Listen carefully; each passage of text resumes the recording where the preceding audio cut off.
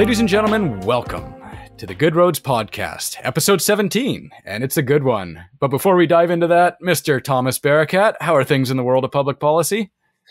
Things are well, Jared. It's budget season in Ontario, so Good Roads has submitted some pre-budget consultations to the Ministry of Finance, and we hope to see our priorities reflected in the budget. Exciting budgets are always exciting, and getting Ontario municipalities and their interests out there is fantastic as well. So looking forward to seeing that. That's on our website, right? It's on our website, Jared. All right. I'll put a link in the show notes. People definitely want to check that out. Sure. Anyway, 2022. It's an exciting year for all of our members because it's not only a provincial election year, but a municipal one as well. And as we saw in the federal election, there are two topics that like to sit forefront in people's minds, which are renewable energy and Indigenous relations. Now, both can be discussed separately, but also go very well hand in hand.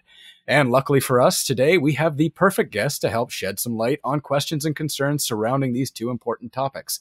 And Thomas, I'm sure you're going to get along swimmingly, seeing as how you are both part of the same government relations circles.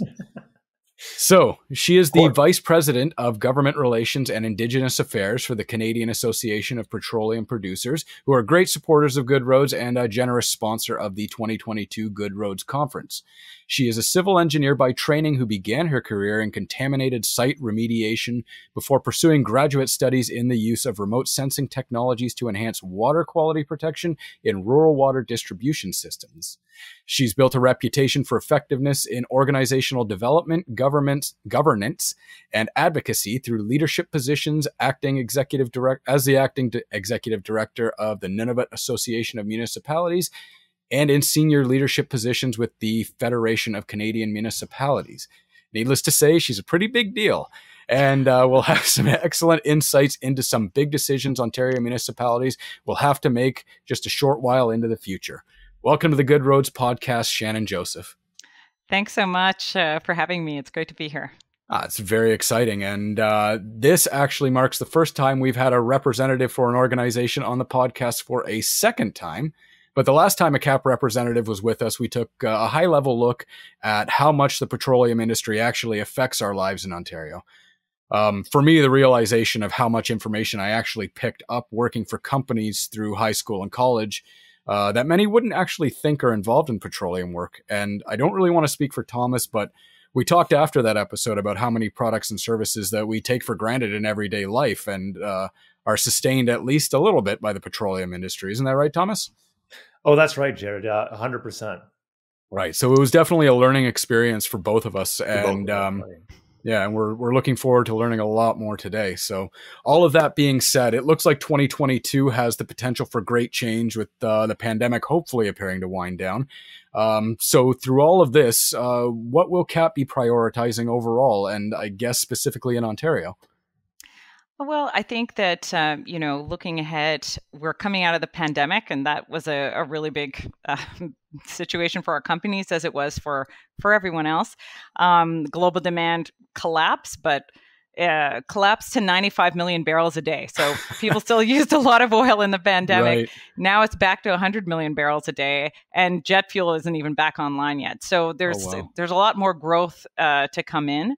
And as we see from the news around the world, there's a real concern around the price of energy, the availability of energy. There's real tightness on the supply side.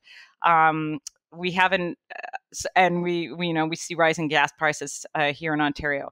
So I think, for us, a priority for our companies is continuing to, one, play the role that we've always played in focusing on technology innovation to reduce emissions associated with our industry. But on the other hand, really talking about the importance of the Canadian oil and gas industry to Canada and to the world in meeting global energy demand, but meeting it with responsibly produced oil and gas. Fantastic. And I know economic recovery, you were mentioning that's a big, that's going to be a big part of that. Like you said, with the downturn and everything, everything's getting more expensive. CAPP's looking, I guess, through jobs and innovation, like you said, to help spur on this economic recovery. Yes. And Jobs and innovation. We have great partnerships with Ontario. I think about roughly 65. Oh, you know what that is? I thought it was my phone, but it's the truckers outside my window. Oh, forgive me. I'm in Ottawa. Oh, wow. But so 65,000 jobs directly or indirectly are affected in Ontario or generated in Ontario from our industry, and about $2.4 billion in supplies and services from Ontario service just the oil sands. Really? And this is everything from sensing technology to steel production in Sault Ste. Marie. So we have lots of really strong and important connections in Ontario. And I think part of what we want to do too is make sure Ontarians know about this connection, how important Ontario innovation and technology and companies and communities are in this industry. And it's really a Canadian story. We're innovating in the upstream, but all of our partners in Ontario are also innovating. And there's a lot for us to be proud of and working together. That's fantastic. And I mean, like I mentioned on the last episode, it sort of keyed in a lot of how much the oil sands and I guess petroleum producers really do affect Ontario. And I could think of two examples from college, just jobs I did in between. One of them working for ExxonMobil Chemical Films, making plastics and chip bags. And I mean, it never really clicked with me that, hey, the petroleum industry is involved in this. But I mean, the what are they called? Polyresin pellets that they build everything with. Yeah, that's all the petroleum industry. And then even little things like if you look off, I guess to the side of that, I worked for a forging company, and the way we heated up the metals was all natural gas as well. That was out of Whitby and Berks Falls, and little things like that. I'm guessing more innovation in terms of that, and distribution is sort of what you're talking. Those are little things, but I mean, yeah, you mentioned the steel industry as well, right? Mm-hmm. So, yeah, go ahead, sir. So, the steel industry, I mean, this is on kind of what makes it possible for us to produce our energy. So, Tenaris produces steel pipes that we use in our production, not just the oil sands, but also on the conventional side. Right. Validere Technologies in Toronto supplies artificial intelligence technologies to help us improve our energy efficiency in production, really optimizing things. Oh, wow. But, that's on the supply side. Like, in terms of what the energy does, I think natural gas provides about more than 50% of the heating in Ontario. And it provides a lot of the electricity in Ontario. And it was a big part of Ontario's own success story on the climate issue, because they were able to move away from coal-fired generation because they could switch to gas-fired generation and preserve affordability, reliability, but also cut those emissions by 50%. And there's some that kind of want to see natural gas phased out now. There seems to be a push in some municipalities to kind of do that. There was a report that came out, I think it was from the IESO at one point. What are your thoughts on that kind of discussion or that kind of debate? What are your members saying? I think the main concern I have with that debate is that it's focusing on a certain technology or a certain energy source and not on emissions. And climate change as an issue is about emissions. And, municipalities have been active on that issue for a while. But climate change goes alongside all the other things that communities care about, which includes having affordable energy, having reliable energy. And the IESO was pretty clear in its report that if we tried to pursue a phase out by 2030, we'd see blackouts in Ontario. We'd see significant cost increases, I think up to 60% increase in household bills from trying to phase out gas-fired production. The Ontario Energy Association, I think, estimated the cost at $60 billion. IESO, I think, was more in the neighborhood of $30 billion. But the question is, we shouldn't be talking about phasing out a type of energy source. We should be talking about what are we doing about emissions. And there are lots of different kinds of solutions. Our companies are looking at technologies like carbon capture and sequestration. And I know a lot of the distribution companies in Ontario are looking at this as well. And so we need to look at all the features of power and infrastructure and how they meet all the needs before we kind of go down what looks like an easy solution, but actually has a lot of unintended side effects. Yeah, we talked a lot about this in the last episode with Jarrett Coles as well. And I mean, I have a few personal anecdotes that I brought up in that episode, specifically about, I mean, people talk about electrification and stepping away from natural gas, but I mean, I'm completely opposed to that, having lived that experience myself. When I was younger, my parents, our house in Belleville was electric heating, electric forced air, and the power went out one winter, and hey, guess who's going to freeze? All right. The other thing too is the first year we were there, our heating bill for I think 2 months was $800. Wow. For electricity, and then we got natural gas, and it goes down to 40. Wow. So I mean, yeah, it's great, but you've got to weigh the cost benefits there. How many people, like especially in the economic situation we're in, are going to be able to afford $700-800 a month just to heat their house in the climate we're in Ontario? Yeah, I think it'll be a big impact, and I think decision makers need to be sensitive to that. I mean, Ontario had an experience with its electricity prices going up significantly, especially in rural Ontario, and people were upset about that, and rightly so, because these are the underpinnings of our quality of life. And if I'm not mistaken, CAPP is taking big steps to providing natural gas to rural Ontario. Am I right?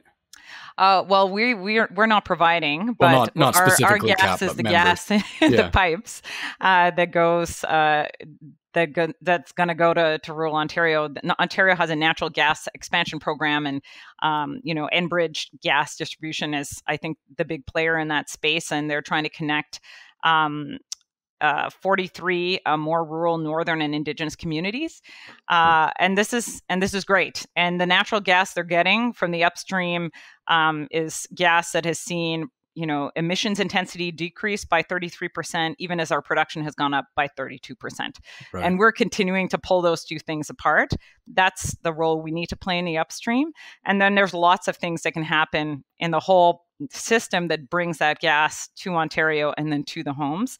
And people are working on those technologies now. Right. And we had a representative from Enbridge on the podcast a few episodes ago, and he was talking about renewable natural gas as well, which is fantastic for the environment. It takes all those methane emissions and puts them to work. I get, like, burning methane obviously reduces their impact, because methane, I believe he said it was like 80% worse for the environment than carbon. So putting that into the stream and burning that off to help provide, I guess, cheap, sustainable fuel or heating for northern municipalities and people.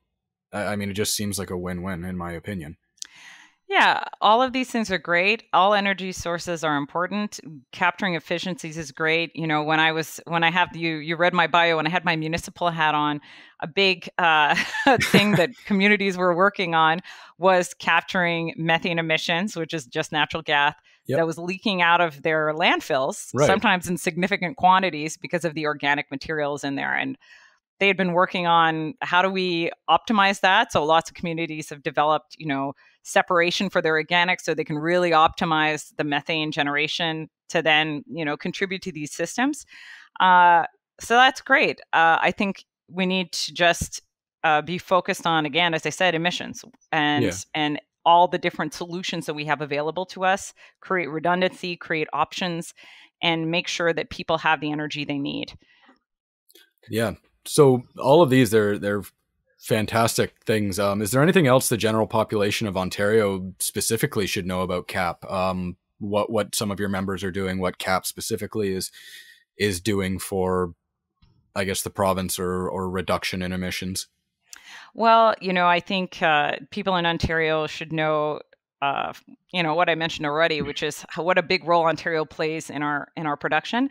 I think they need to know what a big energy role our energy plays in Ontario manufacturing.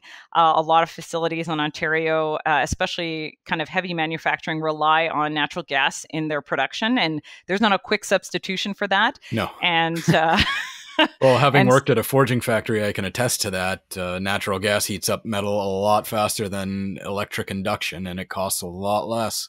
That's right. And so, these are positive synergies. I think, Line 5, which is often in the news, and is that important pipeline from Southern Ontario into the United States, but also kind of is the gateway back into Canada, provides 100% of Pearson Airport's jet fuel, provides 45% of the petroleum products that are used in the province, and that is supplied from Western Canadian production back into both Ontario and Quebec. And so, I think Ontarians need to know there is a virtuous circle of innovation from Ontario manufacturing into the energy sector and back. And then there's lots of infrastructure that crosses the border that people don't really think about because it's invisible. Yeah. But it's very important for people's lives and people's jobs, and it's part of what we need today, and part of what we need to continue to evolve to have a high quality of life, but also to continue to innovate on the environment and any other priority we have. That's pretty incredible. I mean, and yeah, like you said, these are little things people don't think about. Like you hear on the news all the time, oh, phase out natural gas, like we can switch to electric heating. Well, and I mean, that's just natural gas as natural gas, but or as like one source of fuel, but natural gas has a whole host of applications that you don't even think about. And then we can even get into the municipal aspect when you look at road building and bitumen and the oil that goes into that. Like everybody's roads need this oil, and like the oil and gas industry to function. I mean, without that, we're not building new roads. We're not repairing old roads. That's right. And, it's interesting. People really connect oil and gas to transportation, usually to what drives the car. But you're absolutely right. The thing the car is driving on is also made of a petroleum product. Exactly. And that keeps it affordable and gives it the performance we need in Canada with our winters, et cetera. Yeah. But, some of the conversations we have now are with folks in agriculture who use natural gas in their greenhouses in Ontario. There are grain growers who use natural gas to dry grain. People don't really know this, but one of the reasons we can feed 7 billion people on the planet is because natural gas is an input for fertilizer production that helps feed the world. Right. So all of these things are connected to the production and reliability of having natural gas and oil, et cetera, available. And it provides not just, plastic bottles, but many, many things that people rely on, including most of our international food supply. Right, exactly. Wow. And okay, so Shannon, let me take the conversation, I guess, maybe in a little bit of a different direction. We talked briefly earlier in this conversation about natural gas and the phasing out of natural gas. I think a lot of Canadians and Ontarians look to a greener kind of future, renewable energies. They want to see us move away from more energy sources that are that have more pollution, that have carbon emissions, that sort of thing.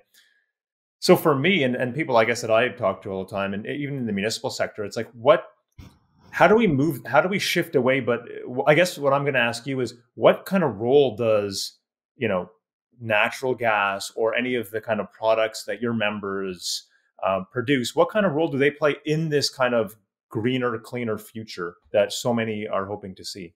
Right.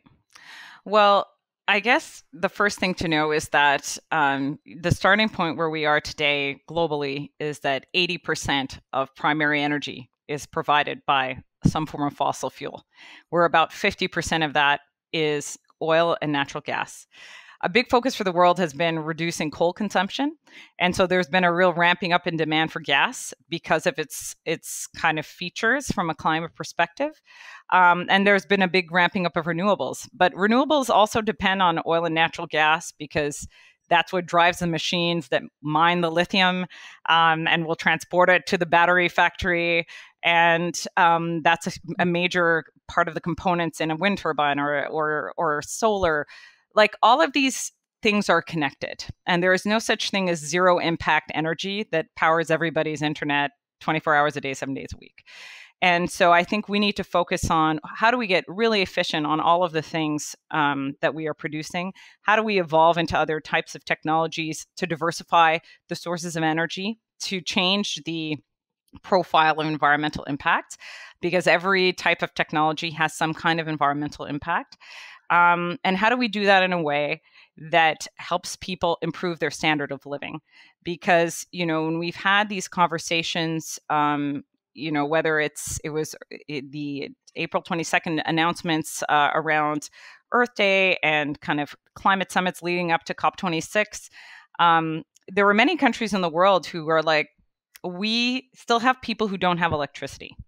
I was in touch with the African Energy Chamber, and they actually joined CAPP and a number of other international associations on a kind of a statement about how we want to play a role in COP26 and global climate. And they said, and in their quote, they said, we have 800 million people on the continent of Africa without access to reliable energy or electricity. And we do not want to be blocked in our ability to access natural gas specifically as we try to lift people out of poverty. And I think it's well known that the higher standard of living people have, the more conscious they are of the environment, the more resources they have to devote to environmental protection. And I think that's part of the good news story of the world, that we've gotten out of survival mode into really conscious mode and constant improvement mode through the abundance of affordable energy. And I think if we kind of put that in danger, I think we're going to see people turning their attention very quickly to that $800 energy bill, if that's what it comes to, and really lose the ability to kind of pursue policies that improve the environment because they're having these secondary effects that aren't being spoken about. Right. Well, I mean, yeah, like I always say, it's kind of hard to care about the environment when you're trying to survive. When, like you said, the $800 energy bill is making you choose between feeding your kids or heating your house or driving to work. Mm-hmm. Yeah. And I mean, I agree with that. And I also agree with the fact that renewables will play a large part in the future, especially electrification. And that's like, I wanted to ask about electrification, what CAPP's stance is on that. Like, for example, nuclear energy, that's also got an interesting, not backstory, but stigma attached to it. But it seems to be our way forward in terms of renewables. It seems to be one of our best options right now. What I guess, where would natural gas or fossil fuels play a role with nuclear energy? So, I think there's been a lot of discussion around the uses of nuclear energy and small modular nuclear technologies in oil and gas production. So maybe using that to power certain types of operations in Western Canada. I know when I worked in the North, there was a lot of interest in having nuclear and small modular nuclear as an energy solution in communities where they rely on diesel. To have an alternative source that can be as reliable. So, I think nuclear power has a great role, and all sources of energy have a role. I think, CAPP's main message in this is that climate change is about emissions, and energy. All energy sources can do something about emissions while continuing to meet people's need for energy, which is significant and growing. And Thomas, to the question you asked earlier, like, what role can we play as we move forward in this world that's looking to reduce emissions significantly? Many of our companies have spent the last 10 years focused on technologies that reduce emissions in our production, but that can be used in other sectors of the economy to help them. And that's a good thing. Many of, even just on the issue of methane, there's a whole ecosystem of technologies from satellite monitoring of methane leakage and things like that have evolved in Canada because of the proactive nature of both policy and companies, that we're now exporting those technologies to the United States and helping them deal with some of their emissions issues. So I think, the people who are doing things now are also the ones creating the technologies that are going to provide future solutions. And we can't predict where those technologies will come from. And I think as long as we have a playing field that's focused on emissions and allows many solutions to evolve, we're going to be surprised and see the step change things we need to see. And the last point I want to make, because it's something we don't always keep sight of, is that Canada's focus on emissions has been domestic, and provinces have been focused on, what emissions are produced in Ontario. And that is an important question, and it is great we're all working on this together. But the climate change impacts and questions around, whether it's changes in weather or whatever it is, flooding, et cetera, that people have concerns about, that is driven by global climate change. That's driven by emissions in China, India, and everywhere else on the planet.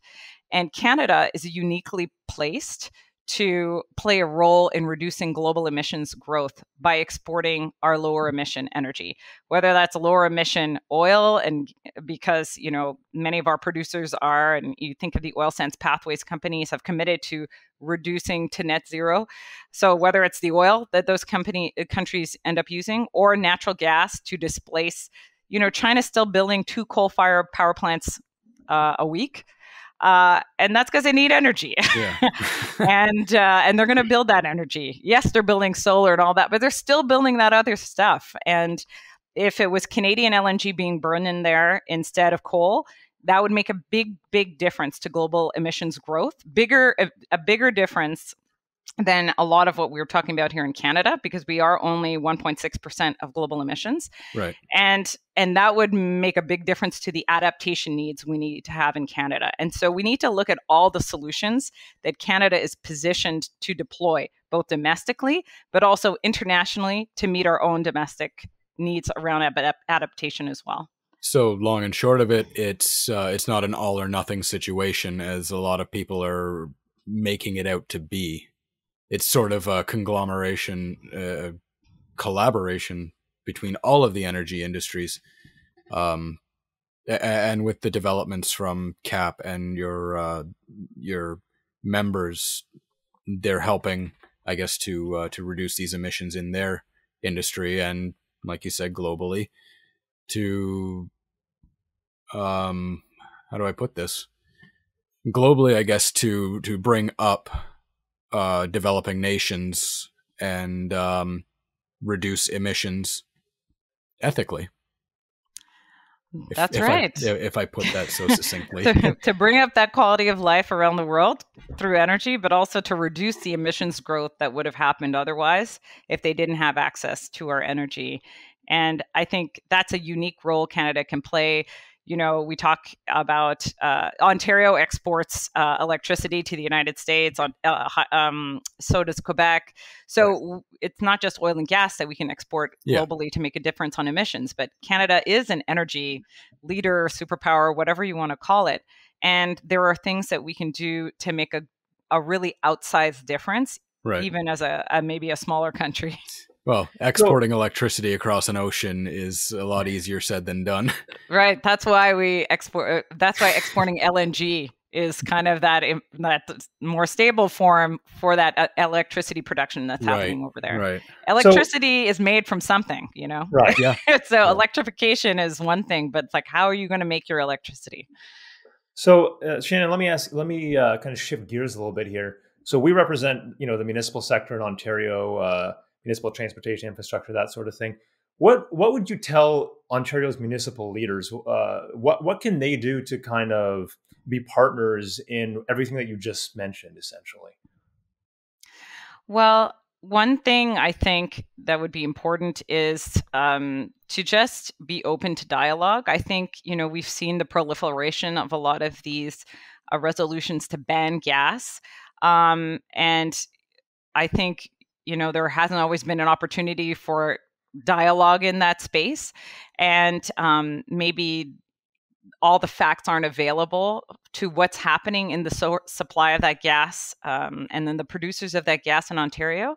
And I think it's important for them to know, because as I mentioned, we've really decoupled the production of gas to the emissions associated with that production. And we're continuing to drive it down and looking at more and more technologies to do that. And that's something that's important for communities on Ontario to know, because then they can still have that low cost, high energy density solution, but feel more confident about what's happening on the emission side.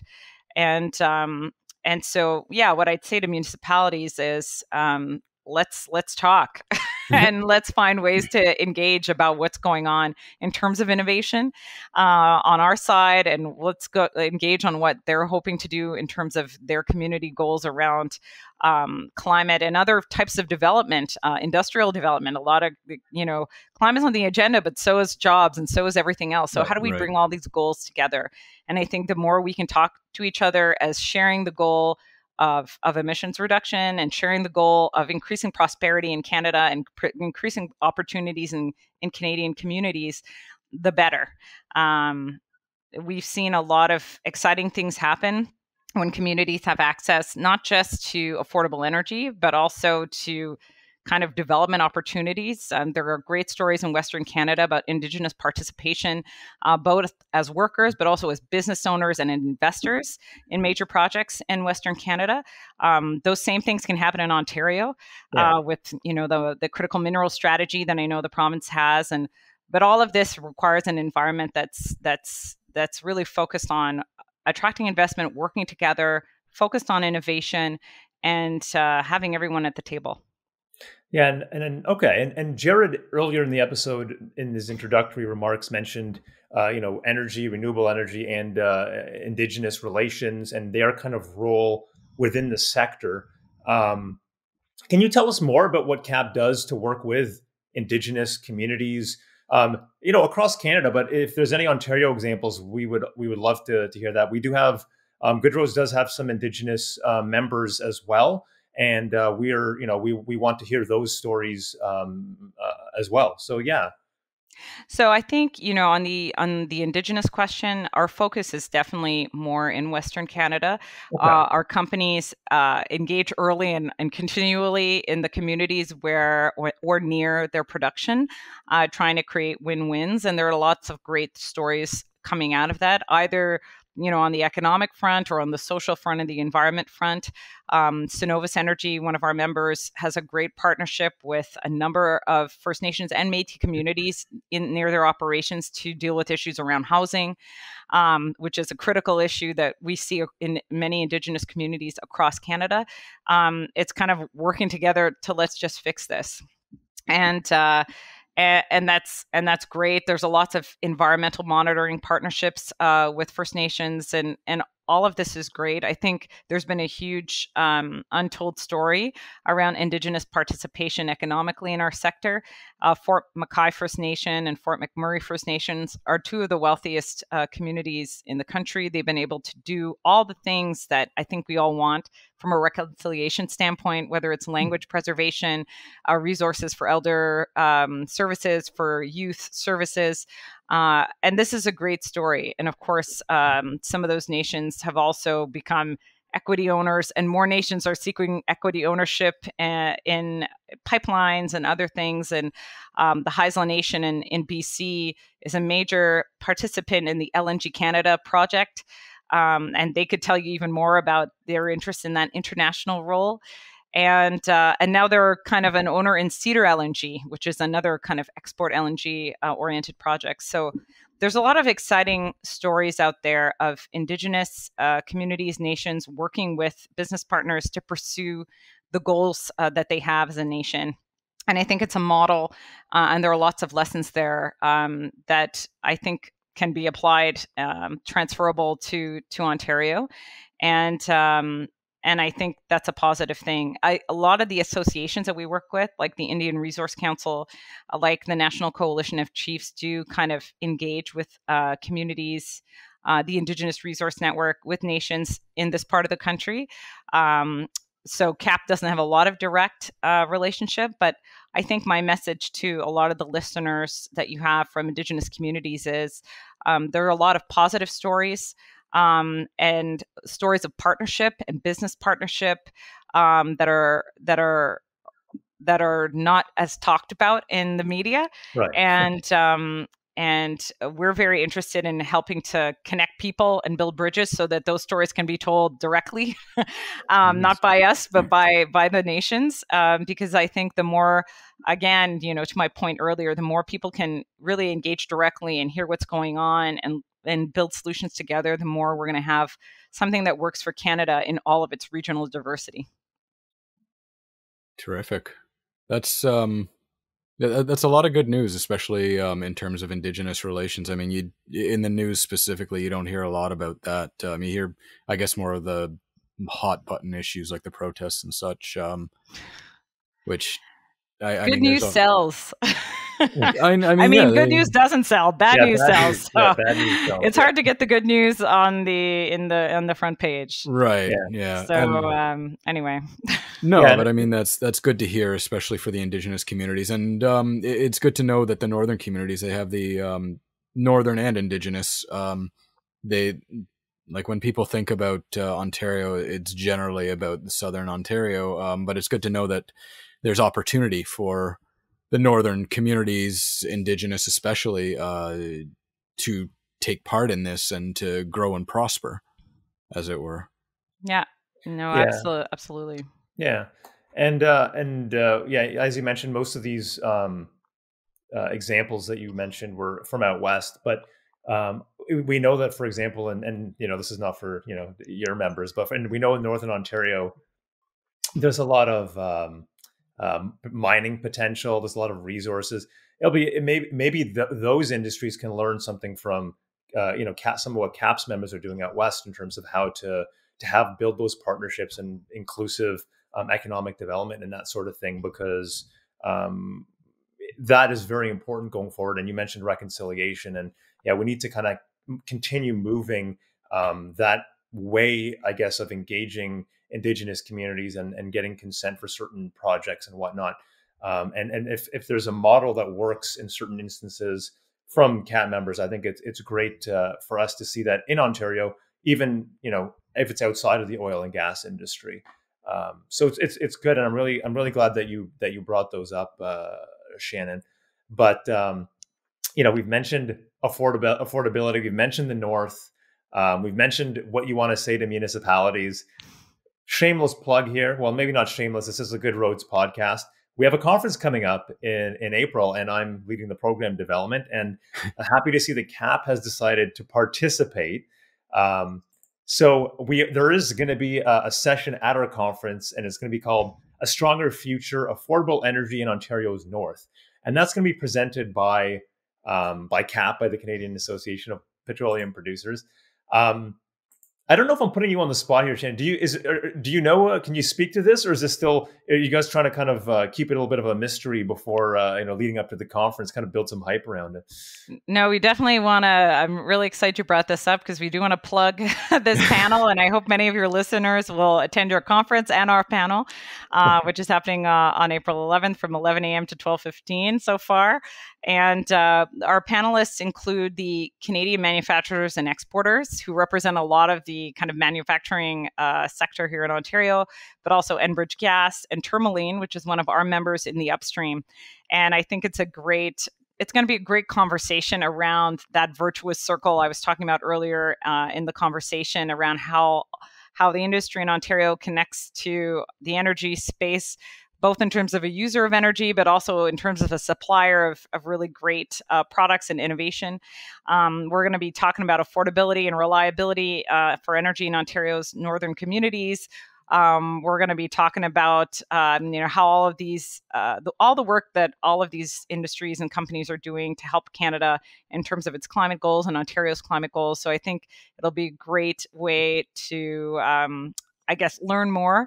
And depending on how you set it up, for folks to ask people directly about some of the things they're doing. Yeah, that's fantastic. And I mean, a lot of what we've talked about already, if there are any more questions people have, especially northern Indigenous communities, but even southern Ontario, I'm sure this will be a great place to get your questions answered and to learn a lot more about like LNG and the different technologies emerging. You mentioned a representative from Enbridge, and like I said, we had an Enbridge representative on here to talk about the carbon negative bus. So technologies like that that can help your municipality. Yep. No, there's all kinds of solutions out there, and we just gotta keep the conversation going and have opportunities. Keep an open mind too, right? Keep an open mind. Don't close it off to just one type of energy. Mm-hmm. I guess that would be the overarching theme of today's episode: is keep an open mind. Don't shut off one form of energy or all forms of energy in favor of one. We've got to work together, work collaboratively, and we'll get through this life. Couldn't have said it better myself. There we go.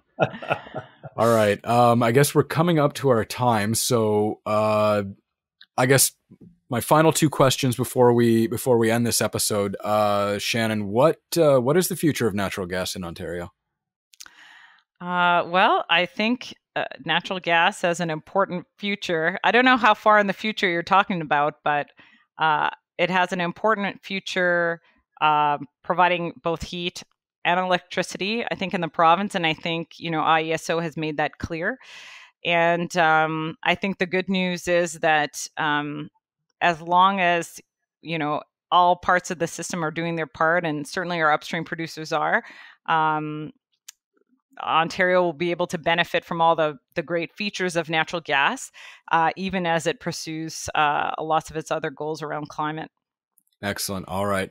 And before we wrap it up, is there anything else you want to leave our members with? We mentioned the conference, the session at the conference to definitely check out. Is there anything else you want to mention to the Good Roads members? Well, if the Good Road members are interested in any more details about what I've been saying on climate for our industry or on our partnerships with Indigenous peoples, on our website we have two reports that are ESG reports, so environmental, social, and governance reports, and they provide a lot of detail. And on the climate one, we actually have the methodology for all of the emissions information that we provide, so that anyone who's particularly nerdy can really dig into where did these numbers come from? Do I believe it? Because I think it's important for people to see examples. There's examples of technology. And on the Indigenous report, there are communities that, they can look up and engage with directly. We want to really be transparent in the things we talk about. And I really want to encourage folks to check out those reports. Okay. I'll put those in the show notes as well, so that people have easy access to them and can take a look at it. If they're ever discussing natural gas and anything like that, and they want more information, we want to come to the table educated and speaking about what you know. But I guess we'll wrap it up there. Thank you, Shannon, so much for joining us. It's always a pleasure to speak with representatives from CAPP, and we're looking forward to your session at the conference.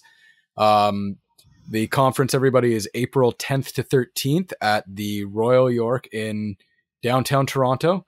So same place, different time, but it's going to be warmer, as we talked about last time. So we hope, Jared. We hope. We hope. Yeah.